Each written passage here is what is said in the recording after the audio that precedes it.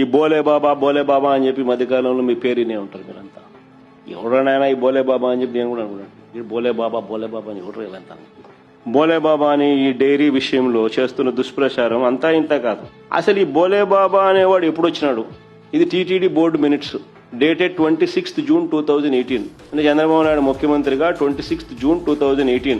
ఇక్కడ as per procedure in vogue the technical team has inspected the plans MS Harsh fresh dairy products Private Limited, Uttarakhand, and MS Farmgate Agro Milch Private Limited, New Delhi, on 27/5/2018 and 28/5/2018, respectively, and submitted the reports, duly stating that both the dairies, MS Farmgate Agro Milch Private Limited, New Delhi, and MS Harsh Fresh Dairy Products Private Limited, Uttarakhand, were qualified technically.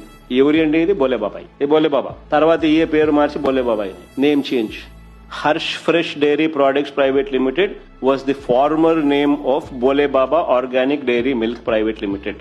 The same was deemed technically qualified to supply milk by the TTD during May 2018.